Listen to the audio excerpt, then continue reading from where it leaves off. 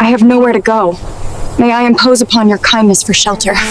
You'll not only have shelter, ma'am, you'll have a home.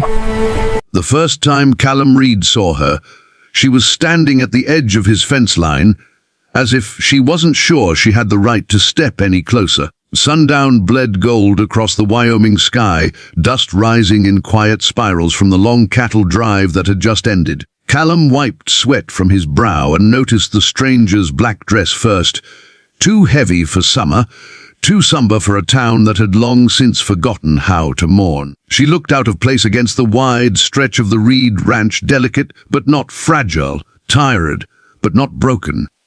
Her name was Eliza Harrow, and she had nowhere left to go. The town of Briar's Crossing had already turned her away.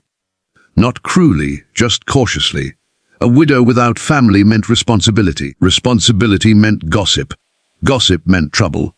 But Callum Reed had never been a man who listened to gossip. Eliza approached slowly, hands clasped tight around a small tin recipe box, the only thing she'd saved from the fire that took her husband and their home. The wind tugged at loose strands of her chestnut hair as she stopped a few feet from him. "I can cook," she said quietly, voice steady though her eyes trembled. "I won't be a burden. Just a corner of the barn or spare room. I'll earn my keep." Callum studied her. There was flour still dusted into the creases of her fingers, as if cooking was not just a skill, but an identity she refused to let the world burn away. He leaned against the fence post, boots scraping the dirt. "You can cook?" "Yes." He tilted his hat back slightly, revealing storm, blue eyes that had seen too many winters alone. "Then you can stay," he said after a pause long enough to test her patience. "Only if you season it with laughter too?" She blinked. He shrugged. "Food's better that way. And this ranch could use the sound of it." For the first time since the fire, something almost like warmth flickered across her face. And just like that, she stepped through the gate. Neither of them realized they had just stepped into something far more dangerous than hunger. The Reed Ranch kitchen had not seen real cooking in years. Callum survived on black coffee, salt pork, and stubbornness. But by the second morning, the house smelled like cinnamon and fresh bread. Eliza moved through the kitchen like memory guiding her hands, kneading dough with quiet strength, humming under her breath when she forgot to be careful. Callum stood in the doorway pretending he wasn't watching. She had changed out of the black dress and into a simple pale blue cotton one he'd found tucked away in a cedar chest, something his mother once owned. It fit her like fate had stitched it there. "You don't have to hover," she said gently without turning around. "I'm not hovering." "You've been leaning against that doorframe for 12 minutes. He crossed his arms. "You're counting?" "Habit." He almost smiled. Almost. Later that afternoon, they sat on the porch steps, plates balanced on their knees. She laughed, a small, uncertain sound at first. When Callum burned his tongue on pie, he was too impatient to cool. "There it is," he murmured. "What?" "The seasoning." She didn't understand at first, then she did, and her laughter came easier the second time. But night still came heavy. Eliza lay awake in the small guest room, staring at unfamiliar wooden beams overhead. Grief doesn't leave just because the air smells sweeter. It lingers in quiet places. Callum sat on the porch long after lantern light faded, staring into the dark fields. He told himself it was kindness that let her stay, not loneliness. Not the way her presence shifted the house from hollow to alive.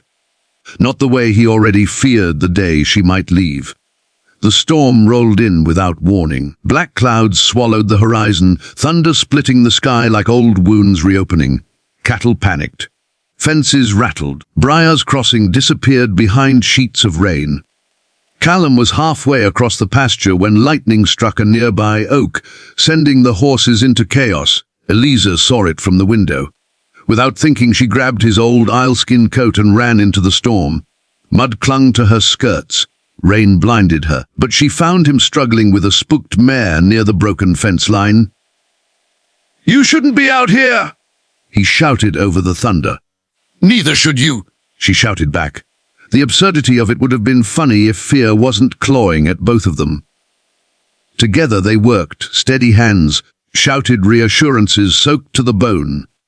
When the worst of the storm passed, they stood inches apart under the fractured sky. Her hands were still gripping his coat, his hands were still on her waist, and something unspoken pulsed in the silence between thunderclaps. "You could have gotten hurt," he said softly. "So could you." He brushed rain from her cheek without thinking. She leaned into it without meaning to. But grief is a cautious guardian, and both of them stepped back before the moment could claim them. The storm passed. The tension stayed. Briar's Crossing was never good at minding its own business. When Callum rode into town with Eliza seated behind him on his chestnut gelding, whispers followed like dust trails. Widows weren't meant to move on so easily. Cowboys weren't meant to open their homes without expectation. But Callum bought her flour and sugar without apology. And Eliza held her chin high, though her heart thudded with doubt. At the general store, old Mrs. Hanley pulled Eliza aside. Men like him don't invite trouble without wanting something in return. Eliza swallowed. She knew what people assumed.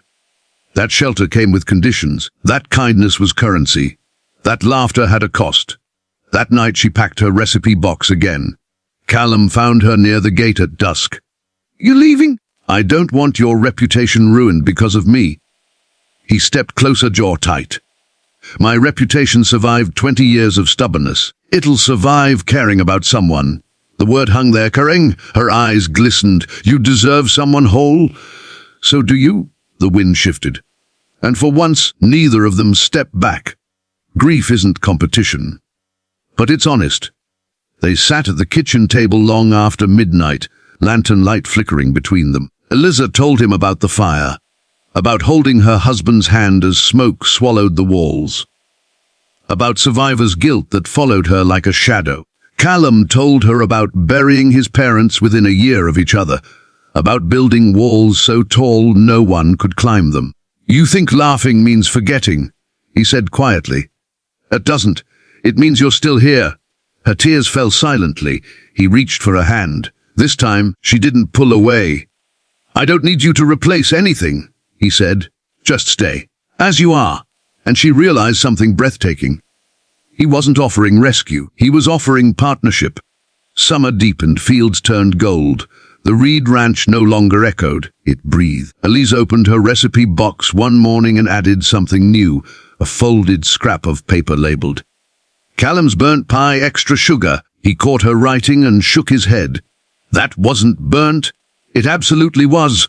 Her laughter rang across the porch. He kissed her then, not urgently, not desperately, but like a promise slowly kept. Months later, when Briar's Crossing gathered for the harvest festival, Eliza stood beside Callum beneath strings of lantern light. Her dress was no longer black. It was sunflower yellow, and when someone asked how long she'd been at the ranch, Callum answered before she could. "She's not staying," he said simply. "She's home." Eliza squeezed his hand, because shelter had turned into something braver, something warmer, something seasoned with laughter and love that didn't demand forgetting, only living.